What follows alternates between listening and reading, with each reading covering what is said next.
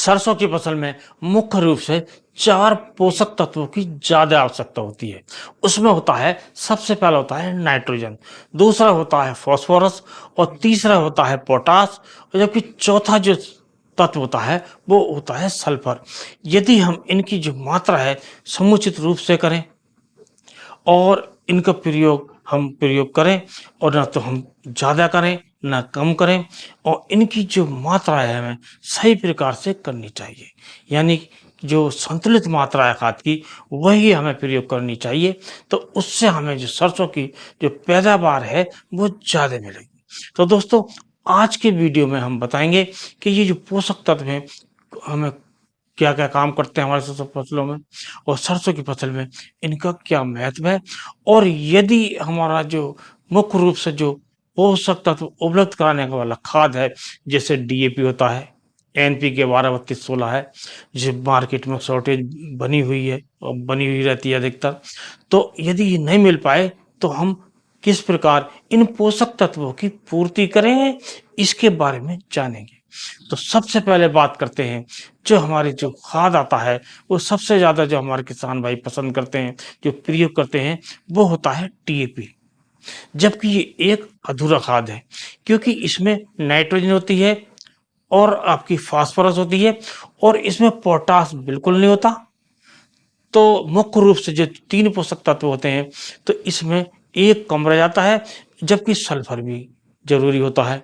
तो यदि हम डीएपी का प्रयोग करते हैं तो डीएपी का जो प्रयोग हमें करना है, 1 एकड़ में 1 बैग हमें डीएपी का लेना है और उसके साथ हमें जो लेना है जो एमओपी एमओपी की मात्रा हमें लेनी है 20 किलोग्राम।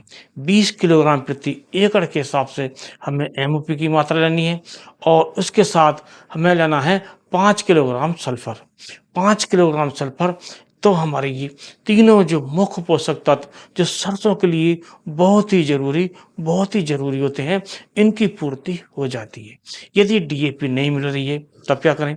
तब हम 12-32-16 से प्रयोग कर सकते हैं और जो 12-32-16 है उसमें 3 पोषक तत्व होते हैं।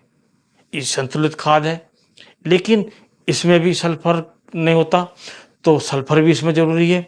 यदि हम जो एनपीके 12-32-16 का प्रयोग करते हैं तो इसमें हम 1 बैग लेना चाहिए हमें जो एनपीके 12-32-16 होता है। इसके साथ हमें लेना चाहिए 20 किलोग्राम यूरिया, क्योंकि इसमें नाइट्रोजन केवल 12% होता है, नाइट्रोजन की थोड़ी कमी होती है, जबकि सरसों को जो आवश्यकता होती है वो शुरू से होती है और मुख्य रूप से जो पहला पानी होता है उससे पहले भी इसमें आवश्यकता होती है और हमारे जो अधिकतर किसान भाई हैं पहले पानी पर सरसों की जो फसल है उसमें यूरिया देते हैं। तो इसमें हमें 1 बैग लेना चाहिए एनपीके 12-32-16 का और 20 किलोग्राम लेना चाहिए यूरिया और इसमें जो सल्फर है, सल्फर की मात्रा लेनी चाहिए 5 किलोग्राम प्रति एकड़ के हिसाब से।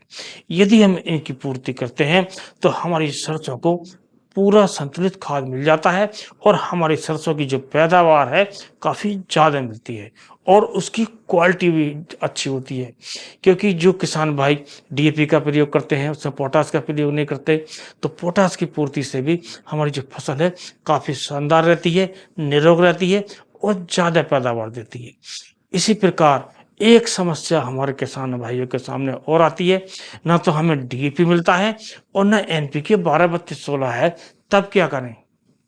तब हमारे किसान भाइयों को चाहिए कि आप 2 बैग लीजिए जो सिंगल सुपर फास्फेट होता है और 1 बैग लीजिए यूरिया का और उसके बाद जो आपको लेना है वो लेना है 20 किलोग्राम जो एमओपी आता है, उससे पोटाश प्राप्त होती है और उसमें में लेना है आपको 5 किलोग्राम सल्फर और इन चारों खादों का आप प्रयोग करते हैं तो आपकी फसल में जो 4 मुख्य पोषक तत्व होते हैं उसकी पूर्ति जाती है और हमारी जो सरसों है वो ज़्यादा पैदावार देती है।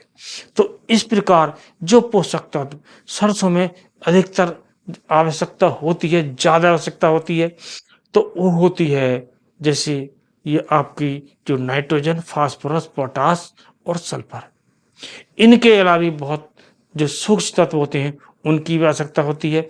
तो उनकी जो पूर्ति हम कर सकते हैं, जो पहली सिंचाई पर जब हम यूरिया देते हैं तो उस समय हम कर सकते हैं।